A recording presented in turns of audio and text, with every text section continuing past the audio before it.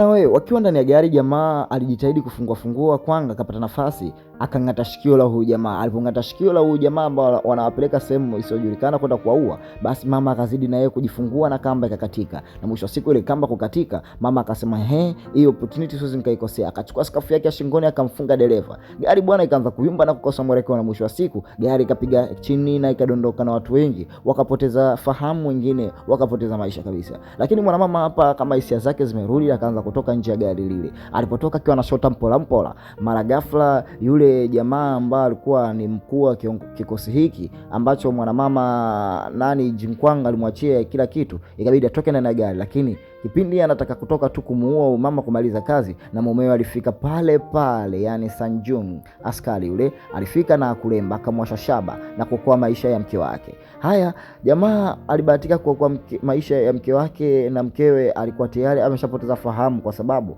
nguvu alizotumia ni nyingi. Upande huu hapa bwana, mwanamama Jinkwang kwa malingo anaongea na dogo, bwana Jinson nimeshafika hapa. Na Jinson G akajionyesha mbele ya macho ya mama Jinkwang, akamwambia bwana hebu tupande kwenye ile treni bwana, ikiwezekana twende. Akaona sasa tumeogeana vizuri, tukutane hapa, mwisho siku ananiingiza kwenye treni. Mwanamama akasema jamani, piteni huko, mimi naendelea kufuatilia. Basi wote wakaingia katika treni moja, lakini mwanamama yeye shida yake amuai katika mbinu zao za uchawi, na dogo akajua nikifanya masiala mama atanitia, nitakuwa nini, nitakuwa mshenza. Akachukua koti lingine akalivaa nje yake, basi akawa anamtega sasa mwanamama huyo atajia kwenye timing, atajia kwenye timing. Na mwisho wa siku mwanamama akaingia katika timing ya bwana mdogo Sonjin. Angalia, mtoto akaanza kumfanyia miujiza na kumloga huyo mama na kuanza pale pale kuparalyze. Yaani akisema akishika mwili wake, akisema kufa unakufa, akishika mwili wake akisema pona unapona, akisema yeye ni chochote anachokinuia. Na kweli mwanamama alishindwa kudhibiti uchawi bwana mdogo, na hapo hapo akapoteza maisha. Na watu baada ya kuona mwili ulivyokaa kiajabu ajabu akapiga kelele, na hata mfanyakazi wake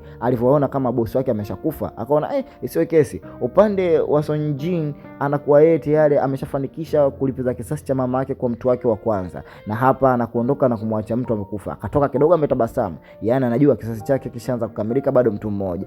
Akiwa anaondoka hapa, na huku upande wa hapa asubuhi yake tumeona mheshimiwa Chairman Jion anakula mazoezi, yani anatengeneza mwili vizuri. Lakini kwenye kula mazoezi yake hapa anakuta kichwa cha Mungu wao ambao wao wanamwabudu, ambao ni Buddha. Akasema hapa kichwa hiki nikikaa hapa itakuwa na ulinzi mkubwa kuliko kwenda sehemu yoyote, kwa sababu najua nawindwa. Na hapa akaja akapata simu kutoka kwa kiongozi wake ama mfanyakazi wake, anamwambia bwana, hakika mama ameshakufa, sasa hivi hatuna tena Jinkwang. Jamaa amini, yani Jinkwang kocha wake watu wamekufa.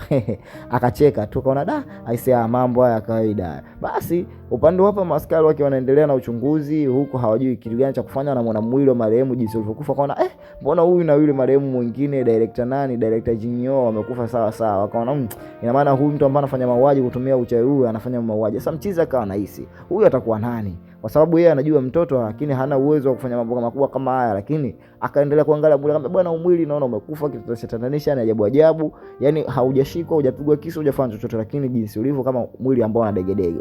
Hayo upande hapa nafika, nakumbuka mke wake maneno ambayo anamwambia, akaona uchunguzi wa askari, unajua maskari siku zote wana akili nyingi. Sanjun akashindwa kupata jibu, kabidi moja kwa moja apige simu, umeelewa, kupigiwa simu na Sonji anamuuliza bwana, mkeo huko alipo anaendeleaje? Jamaa akamwambia mke wangu mimi sasa yuko hospitali anaendelea vizuri. Akaambia kama uko hospitali, je, vipi wewe ndio ambao umemuua Jinkwang?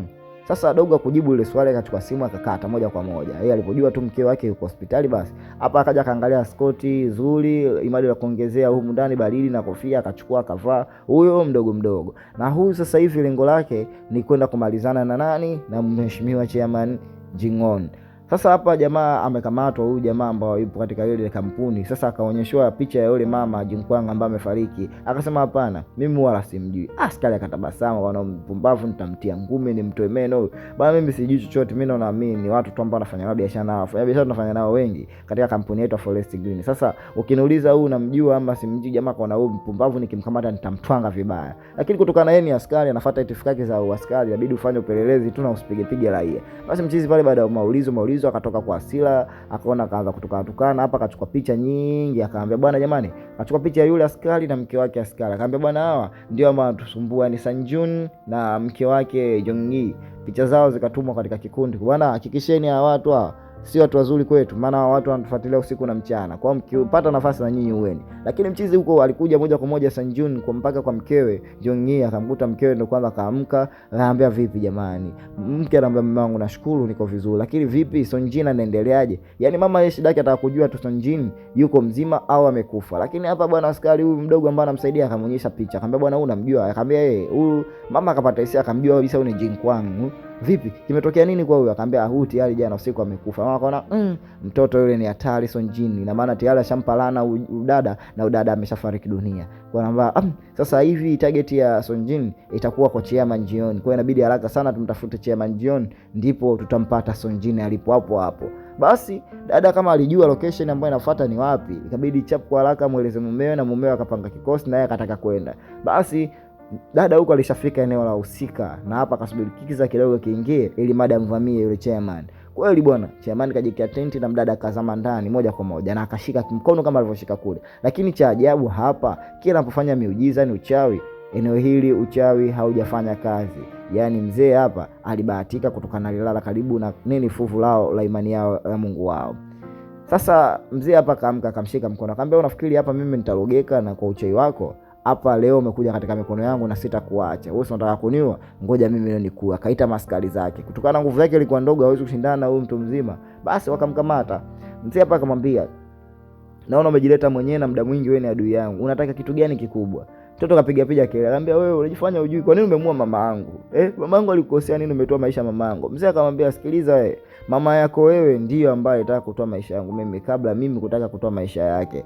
Kwa sababu nisingetamani maisha ya mama yako bila yeye kutamani maisha yangu mimi. Mtoto akaanza kushangaa. Mama yangu atamani maisha yako kwa sababu gani? Mama yangu yeye ni mganga tu mzuri ambaye anakara, nyinyi ndio kazi yenu nyinyi kututumia.